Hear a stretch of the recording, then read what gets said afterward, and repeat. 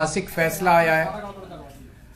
हम सब ने देखा कि किस तरह से चंडीगढ़ के चुनाव में साफ साफ था कि 20 वोट इंडिया गठबंधन के थे, 16 वोट बीजेपी के थे। 20 में से 8 वोट किस तरह से इंडिया गठबंधन के वोट गलत तरीके से इनवैलिड डिक्लेयर कर दिए गए और इंडिया गठबंधन के कैंडिडेट कुलदीप कुमार को हारा हुआ डिक्लेयर कर दिया गया, बीजेपी के कैंडिडेट को जीता हुआ डिक्लेयर कर दिया गया।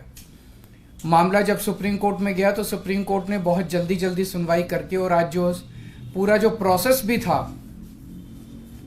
किस तरह से माननीय सुप्रीम कोर्ट ने सारे बैलेट पेपर मंगाए अपने पास, बैलेट पेपर खुद देखे और आज रिजल्ट डिक्लेयर कर दिया। ये मुझे लगता है कि भारतीय इतिहास के अंदर शायद पहली बार हुआ है। हम सुप्रीम कोर्ट का बहुत बहुत शुक्रिया अदा करते हैं कि इतने कठिन समय में आज जो देश के अंदर जो हालात हैं, पूरा डिक्टेटरशिप चल रही है, जनतंत्र को कुचला जा रहा है, जगह जगह सारे इंस्टीट्यूशंस जो हैं वो एक तरह से कुचले जा रहे हैं, रौंदे जा रहे हैं। ऐसे में सुप्रीम कोर्ट का ये जो फैसला है ये बहुत मायने रखता है जनतंत्र के लिए और जनतंत्र को बचाने के लिए ये सुप्रीम कोर्ट का फैसला बहुत अहम है। इंडिया गठबंधन, इसलिए हम सुप्रीम कोर्ट का बहुत बहुत शुक्रिया अदा करते हैं। इंडिया गठबंधन की ये बहुत बड़ी जीत है, पहली जीत है, बहुत बड़ी जीत है और बहुत बड़े मायने रखती है। एक तरह से उन लोगों से छीन के लाए हम लोग ये जीत। उन लोगों ने तो चोरी कर लिया था ये चुनाव, उन लोगों ने तो वोट चोरी कर लिए थे, लेकिन हमने हार नहीं मानी। हम आखिरी समय तक लड़ते रहे, संघर्ष करते रहे और अंत में हमारी जीत हुई। तो ये पूरे देश के लिए, इंडिया गठबंधन के लिए बहुत बड़ी जीत है और बहुत बड़ा संकेत देती है देश को। जो लोग कहते हैं कि बीजेपी को हराया नहीं जा सकता, बीजेपी को हराया जा सकता है, एकता से हराया जा सकता है, अच्छी प्लानिंग और स्ट्रेटेजी से हराया जा सकता है और मेहनत से हराया जा सकता है। ये इस चुनाव के नतीजों ने साबित कर दिया। तो मैं इंडिया गठबंधन के सभी पार्टनर्स को बहुत बहुत इसके लिए बधाई देता हूं। चंडीगढ़ के लोगों को बधाई देता हूं, जिनको चंडीगढ़ के लोगों की एक तरह से जीत हुई। चंडीगढ़ के लोगों ने तो नतीजा यही दिया था कि भाई इंडिया गठबंधन का कैंडिडेट मेयर बनना चाहिए, लेकिन उन्होंने चोरी कर लिया चुनाव। तो एक तरह से जनता की हार हो गई थी, लेकिन अब जनता की जीत हुई है और पूरे देश की जीत हुई है। पूरे देश ने देखा कि किस तरह से बीजेपी ने यह चुनाव चोरी किया। इस चुनाव में 36 वोट थे टोटल, बीजेपी के, कांग्रेस के, आम आदमी पार्टी के, अकाली दल के 35 काउंसलर और 1 मेंबर ऑफ पार्लियामेंट, 36 वोट थे। उन 36 वोट्स की काउंटिंग में बीजेपी वालों ने 8 वोट चोरी कर लिए, 25% वोट चोरी कर लिए 36 के अंदर। सोचो, अभी कुछ दिन के बाद देश का बड़ा चुनाव होने वाला है, उसमें 90 करोड़ वोट हैं। अगर ये 36 वोट में से 25% वोट चोरी कर सकते हैं, 90 करोड़ वोटों में ये कितने वोटों की चोरी करेंगे, सोच के भी रूह कांप उठती है, रोंगटे खड़े हो जाते हैं। सुनते तो थे कि बीजेपी वाले गड़बड़ करते हैं, सुनते तो थे कि बीजेपी वाले बदमाशी करते हैं, वोटों की चोरी करते हैं, पर कभी कभी मन कर सबूत नहीं था, निकल के नहीं आता था। आज कैमरे का कुकर्म पकड़ा गया। इससे साफ जाहिर है कि कितने बड़े स्तर के ऊपर ये वोटों की चोरी करते हैं। अब बड़ा मसला ये है, पूरे देश को सोचना पड़ेगा कि अगर जनतंत्र नहीं बचेगा तो कुछ नहीं बचेगा। आज जितनी कॉन्फिडेंस के साथ ये कह रहे हैं 370 सीट आएंगी, 370 सीट आएंगी, एक तरह से देश के लोगों को चैलेंज कर रहे हैं ये लोग कि तुम्हारे वोट की जरूरत नहीं है हम लोगों को, हमारी तो आ रही है 370 सीट। तुम्हारे वोट की जरूरत नहीं है हम लोगों को, हमारी तो आ रही है 370 सीट।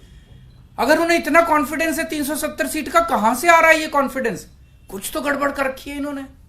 और जिस देश, अगर किसी देश के अंदर चुनाव के पहले पार्टियां साफ साफ कहना चालू कर दे हमें वोट की जरूरत नहीं है, हमें लोगों की जरूरत नहीं है, उस देश के अंदर फिर जनतंत्र बहुत बड़ा खतरे में है। पूरे देश को मिलकर, 140 करोड़ लोगों को मिलकर जनतंत्र को बचाना पड़ेगा। इससे यह भी साफ है ये लोग चुनाव जीतते नहीं हैं, ये लोग चुनाव चोरी करते हैं। आज ये पूरे प्रकरण ने, चंडीगढ़ के पूरे चुनाव ने इन लोगों को बेनकाब करके पूरे देश के अंदर बेनकाब कर दिया। इन लोगों ने दूध का दूध और पानी का पानी हो गया।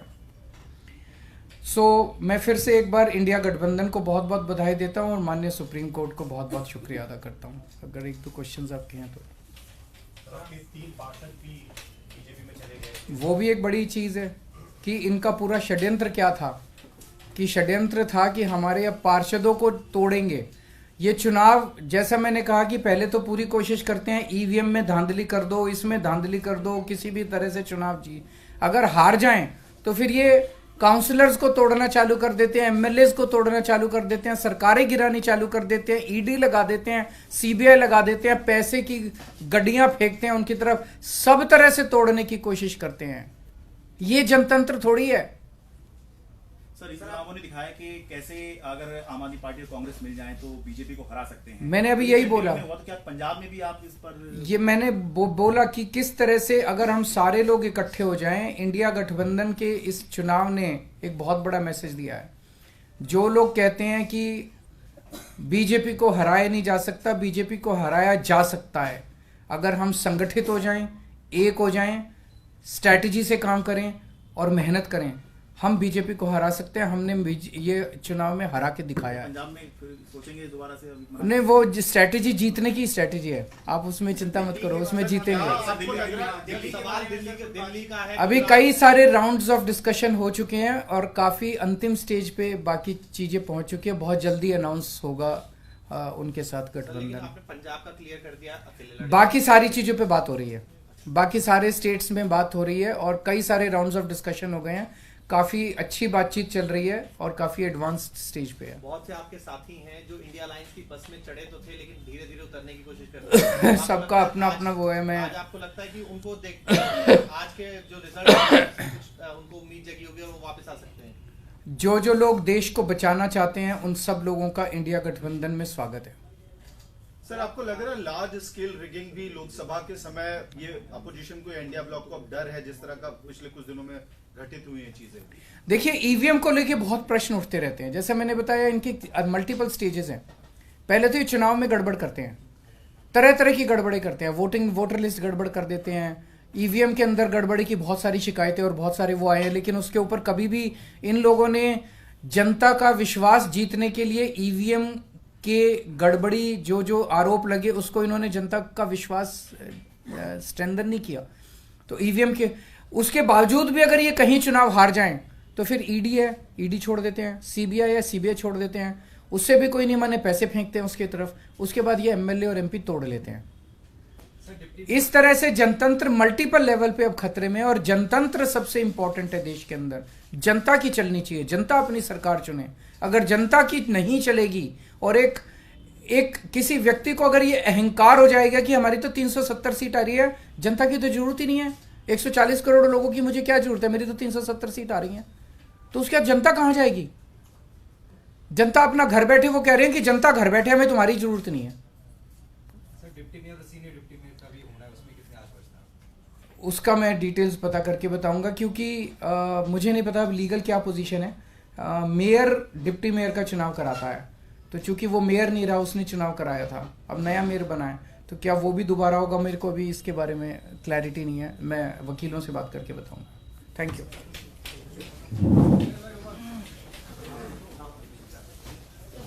जल्दी बाहर लगा लीजिएगा लाइव।